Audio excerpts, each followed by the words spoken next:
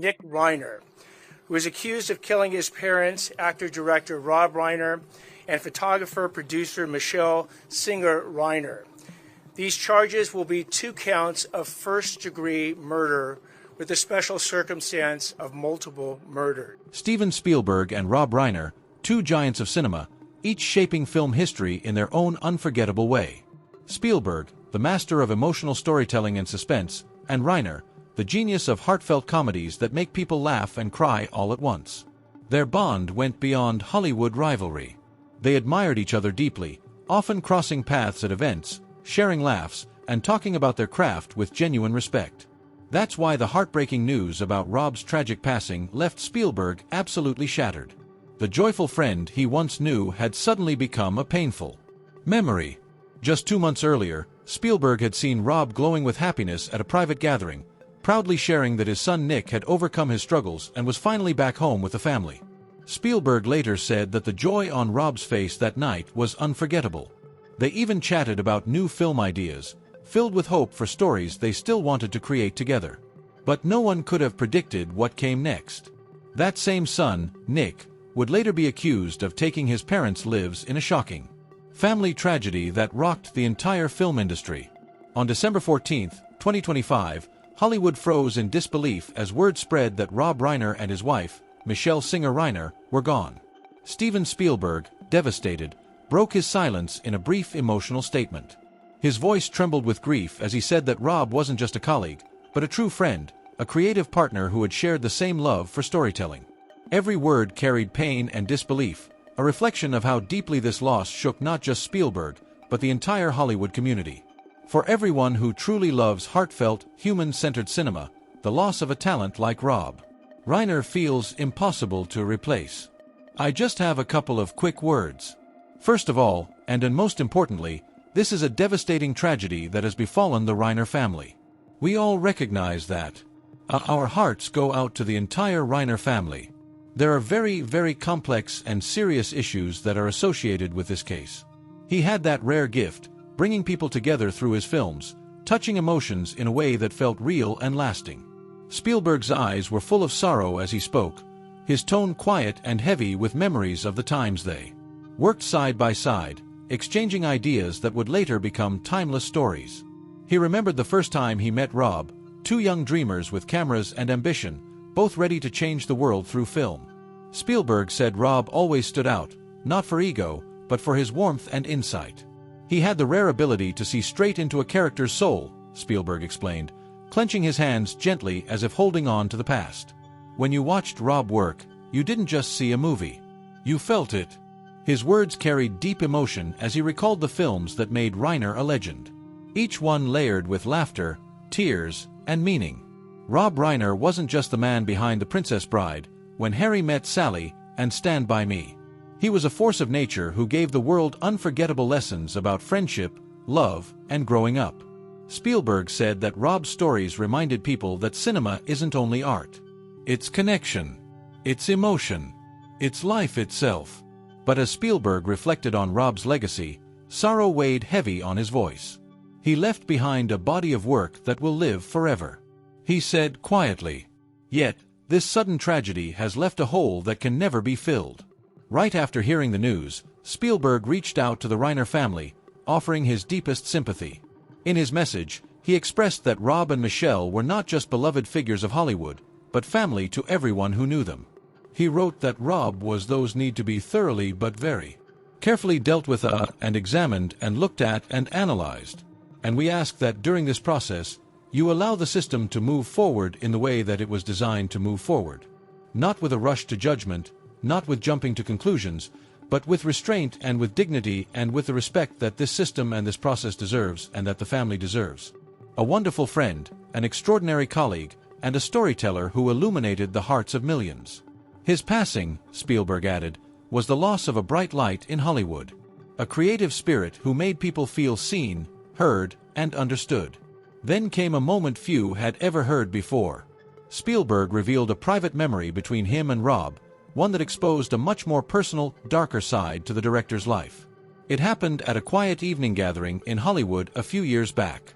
The mood was cheerful, the air filled with laughter and nostalgia. Old friends reminiscing about classic movies and good times. But Spielberg's eyes caught something different that night. In a corner, Rob stood alone holding a glass of wine, his face distant and tired. Concerned, Spielberg walked over, gave him a friendly pat on the shoulder, and said, "It's been too long, my friend. You don't look yourself. What's going on?" Rob looked at him for a long, heavy moment before letting out a deep sigh. Then he led Spielberg out to the balcony, away from the noise and lights. There, under the dim city glow, Rob finally opened up. He told Spielberg that his son Nick had been struggling, fighting personal demons, falling into addiction, and losing control of his life. Spielberg recalled the pain in Rob's voice, saying it was the kind of heartbreak only a father could feel. He was trying to be both parent and friend, Spielberg remembered, but he felt powerless. Rob tried to smile through it, but Spielberg could see the truth written all over his face. Behind that strong, creative spirit was a man quietly battling worry, fear, and heartbreak. So, with that, we are set for January 7th for an arraignment. That's the next court date. And that's all I have to say at this point. There may be more at some other point, but today, we're going to rest on where we stand procedurally, which is this was a continuance of arraignment. Nothing happened today substantively. We'll be back for an arraignment in the same department on the 7th of January. We'll see you then. A father watching his child fall apart and not knowing how to fix it. That moment, Spielberg said, would stay with him forever. Rob began to open up even more that night, his voice trembling as years of pain poured out. "Stephen, you know, Nick's been struggling for so long," he said quietly. "It started when he was still just a teen. First experimenting, then falling into hard substances, heroin, cocaine, one rehab after another. His eyes were lost in the darkness beyond the balcony, heavy with exhaustion and heartbreak.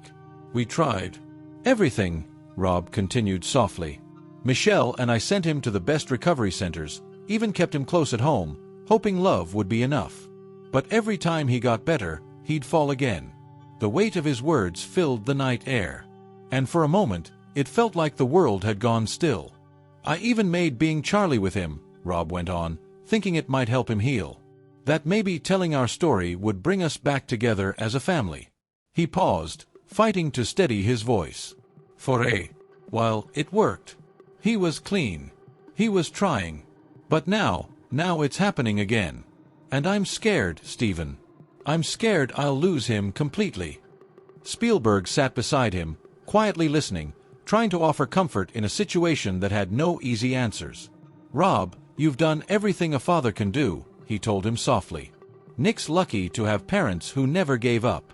But Rob just shook his head, staring at the ground. "We've tried so hard," he said, his tone cracking. "We listened to doctors, but maybe we should have listened more to him. I just want to save my son, but the harder I try, the more helpless I feel." They sat there in silence, sipping wine under the city lights. Two friends bound by shared humanity. One pouring out his deepest pain, the other quietly absorbing it. Spielberg would never forget that conversation. He could feel how much Rob loved his son, how much he feared the future, and how lost he felt in trying to hold his family together. Years passed. Yet, even after all that time, that balcony moment stayed etched in Spielberg's memory. And then in 2025, fate brought them together once again. It was October at the Governor's Awards hosted by the Academy of Motion Picture Arts and Sciences in Los Angeles. A glamorous night filled with stars, legends, and memories of Hollywood's golden age. As Spielberg entered the Grand Hall, he spotted Rob across the room, radiant, laughing, surrounded by old friends. It was a sight that warmed his heart instantly. Spielberg walked up and the two embraced tightly like brothers who had weathered the same storms of life and art. "Rob, you look fantastic," Spielberg said, smiling wide. "How have you been?" Rob's face lit up like never before. "Stephen, you won't believe it," he said, his eyes gleaming with joy. "Nick's home. He's been doing so much better, clean for months, working small jobs, talking with us again. It finally feels like things are turning around." Spielberg could feel a rush of warmth. After years of watching his friend battle fear and heartbreak, this moment felt like redemption. He patted Rob's shoulder with genuine joy. "That's incredible, Rob. You and Michelle never gave up. This is the light you both deserved." The two spent the evening chatting about new projects, reminiscing about old ones, and laughing like the early days of their friendship. Spielberg later said there was something different about Rob that night. A calmness, a light in his smile that hadn't been there in years. For once, he seemed truly at peace. But life has a way of turning joy into shock overnight. Spielberg's voice grew low when he later recalled that evening. Who could have imagined? He said that just a few months later in December, everything would fall apart so suddenly. The happiness he'd seen in Rob's eyes that night would soon become a haunting final memory. A moment frozen in time before the tragedy that would shake Hollywood to its core. Spielberg still remembers the shock that hit him when he first read about Rob's family tragedy. It felt unreal, like the light of hope that had just started shining was suddenly snuffed out. He stared out the window, his mind replaying their last meeting. "I told Rob that day," Spielberg said quietly. "I'm happy for you. Hold on to hope." Rob had smiled back, eyes bright, nodding with quiet confidence. But now, looking back, Spielberg could only reflect on how fragile that hope truly was. Life, he thought, always turns in ways we can never predict. In the days that followed the heartbreaking news, Spielberg found himself returning to The Princess Bride, his favorite of Reiner's films. He watched it through tears, smiling softly when that unforgettable line echoed, "As you wish." At that moment, Spielberg whispered to himself, "Rob, you lived with purpose, and we'll remember you forever." When he released his official message of condolence, it was short but filled with emotion. He wrote, "Rest peacefully, my friends, Rob and Michelle. You've left behind a legacy of love, laughter, and creativity that nothing can ever erase." The entire film world felt dimmer that day, but Spielberg believed that Rob's work would continue to shine brightly through every frame he left behind. Though Spielberg and Reiner weren't everyday companions, within the film world, they shared something far stronger. Mutual admiration and deep respect, they were both masters of storytelling. Two creative souls from artistic families who saw cinema as more than entertainment. It was their language. Both men grew up in Jewish households surrounded by art, music, and imagination. That shared cultural and creative foundation shaped the emotional honesty that defined their work. Rob Reiner's films often explored real human emotions, relationships, and personal struggles, while Spielberg leaned toward sweeping epics mixing wonder, fear, and heartfelt connection. Yet, despite their different tones, their films spoke the same universal truth about love, courage, and humanity. They appeared together countless times at film festivals, award ceremonies, and creative panels. Reiner once praised Spielberg, saying that the way he blends emotion and visual storytelling is something every director should learn from. Spielberg, in return, often admired how Reiner captured human truth with simplicity and warmth, reminding audiences that stories don't need explosions to move hearts. They just need honesty. So, when Spielberg speaks about Rob today, it isn't just grief, it's reverence. He's honoring a man who lived for his art, who dedicated his life to telling stories that mattered. And as the focus shifts from the man Spielberg mourned to the man Spielberg is, one can't help but ask, what makes Steven Spielberg such a powerful storyteller himself? How did he master the art of turning light, sound, and emotion into timeless cinema that touches people across generations? Let's look at where it all began. Stephen Allen. Spielberg was born on December 18, 1946 in Cincinnati, Ohio. He was the oldest child and the only son among three sisters in a close-knit family of Eastern European Jewish descent.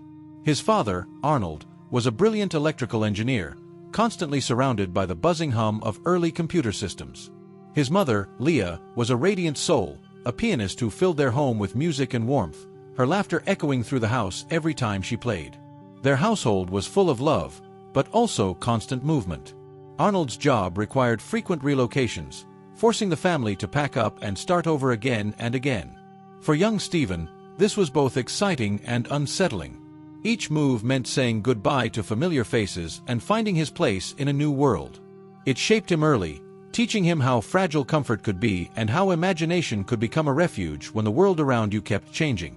That restlessness, born from moving city to city, would one day feed the creativity that defined Spielberg's vision, the ability to find magic, even in moments of uncertainty. Spielberg once said, "Every time we moved, I felt like I lost a part of myself. Yet through all those relocations, he discovered something invaluable. The ability to observe quietly, to listen deeply, and to understand people.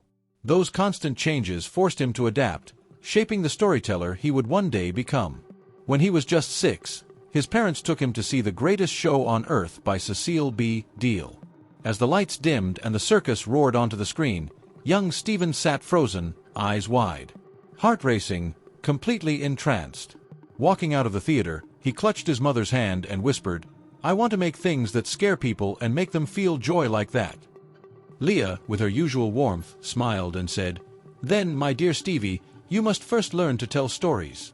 At 12, his father gave him an 8mm camera, a gift that would change his life forever. Spielberg began filming everything. Family trips, toy train crashes, little dramas he staged in the backyard. He'd tell his sisters, "You play the victims, I'll be the hero who saves everyone." Those short homemade films became his training ground. The place where he first learned to control fear and chaos by transforming them into art. But life outside that small world wasn't easy. When the family moved to Phoenix, Arizona in 1957, Stephen became one of the few Jewish kids in his school.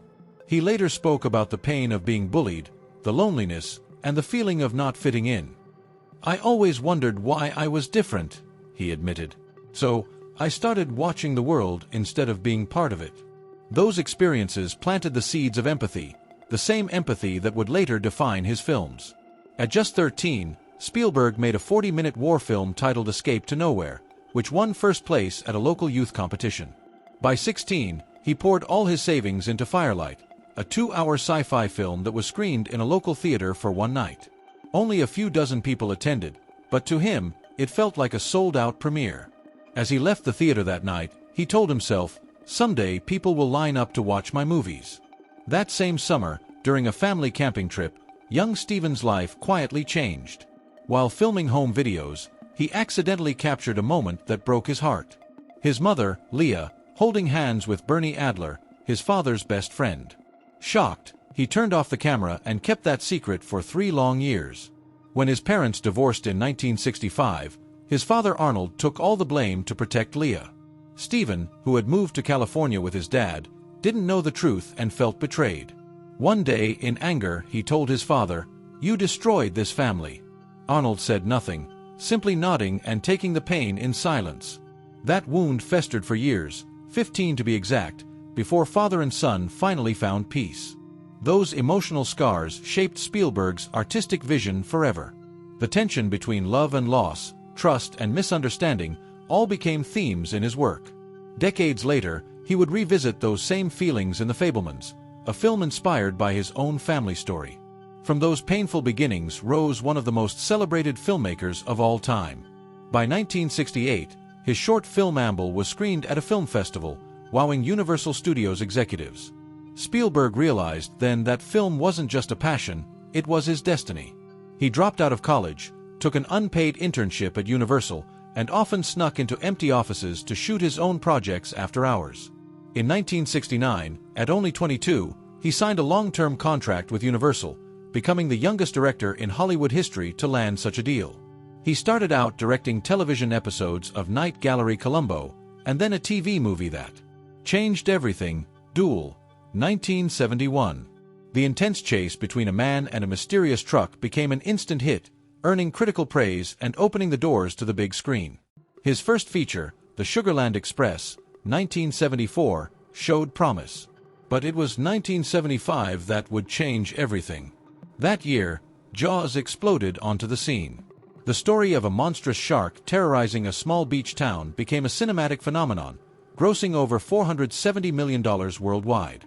It shattered box office records and gave birth to the modern summer blockbuster. Spielberg later joked, "There were moments I thought the shark would eat me before we finished the movie." But Jaws turned him into a household name, earning an Oscar nomination for Best Picture and reshaping the film industry forever. The hits kept coming. Close Encounters of the Third Kind 1977 and E.T. 1982 proved Spielberg wasn't just a master of thrill and suspense. He had a heart full of wonder.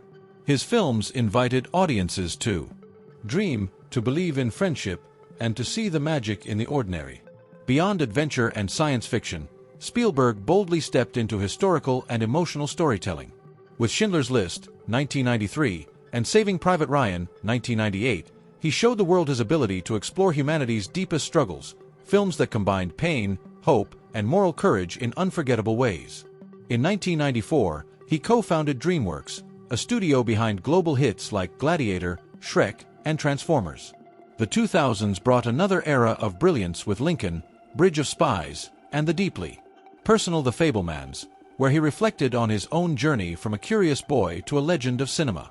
Off-screen, Spielberg has always lived a relatively private life, preferring quiet family moments over red carpet chaos. Despite his fame, he's known for humility and consistency. His first marriage was to actress Amy Irving, whom he met in 1976 when she auditioned for Close Encounters of the Third Kind.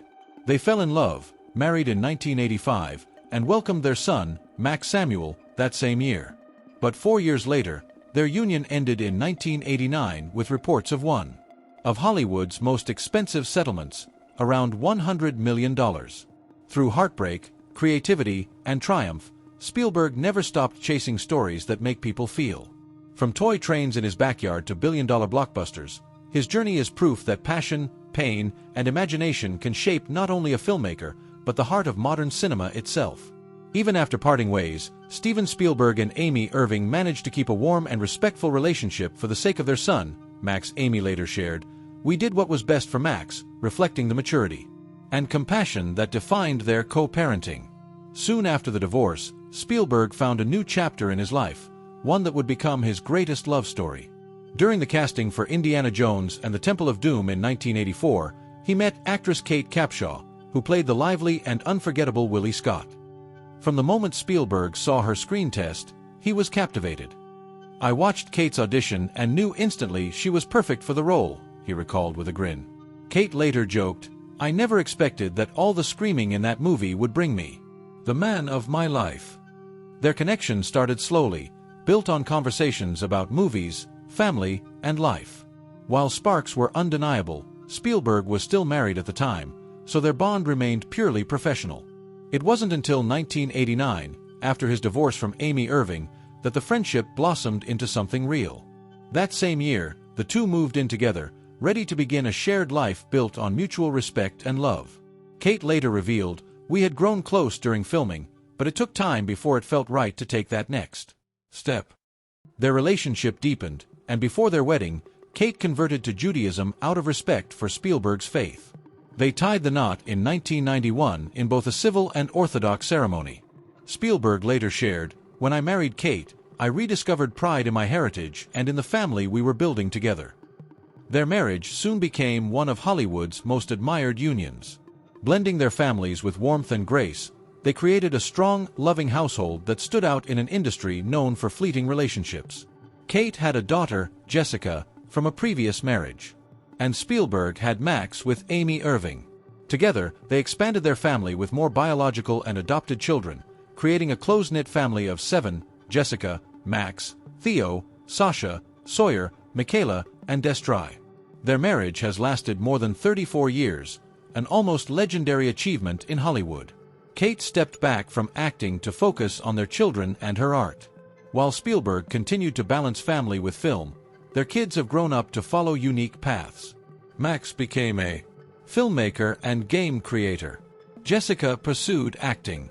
Sawyer and Destry joined the entertainment world, and Michaela made headlines in 2020 when she chose to work independently in the adult industry, describing it as her own personal choice, something her family respected and supported.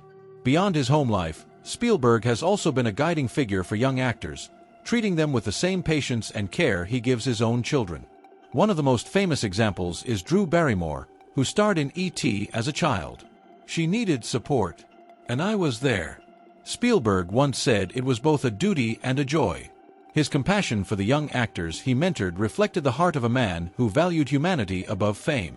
Now in his late 70s, Spielberg remains deeply connected to his family. Though his children have built lives and careers of their own, his bond with them is unbreakable. "Family is the reason I make films," he once said. "Every story I tell comes from what I've learned about love, trust, and responsibility." Even at 79, Spielberg shows no signs of slowing down. He's preparing new projects like Disclosure Day and sequels to classic franchises with the same energy that fueled him decades ago. "I've never felt tired," he shared, eyes bright with excitement.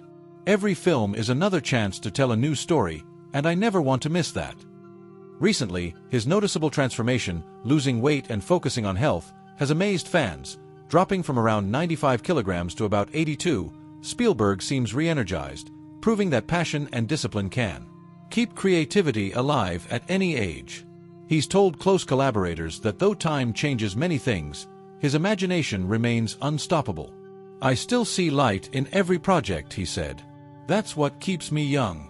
In an industry as demanding as Hollywood, Spielberg stands as living proof that persistence, love, and storytelling can outshine time itself. Even after decades at the top, he remains humble, passionate, and endlessly curious. A master still learning, still dreaming. After the devastating events on December 14th, Spielberg's tribute to Rob Reiner reminded the world that behind fame and success lies something far more important: human connection. His words reflected the heartbreak of an artist facing the fragility of life. As Rob and Michelle's passing sent shockwaves through Hollywood, Spielberg's reflection on Rob's legacy was clear and powerful. No matter how big the awards or how bright the fame, people and compassion remain the true heart of storytelling. As we honor Rob Reiner, a filmmaker whose work touched millions, we are reminded that great cinema is more than entertainment. It's empathy, truth, and emotion woven into film. If this story moved you, share your thoughts and memories in the comments below. Don't forget to hit like, subscribe, and share to keep these powerful Hollywood stories alive. And we'll see you in the next.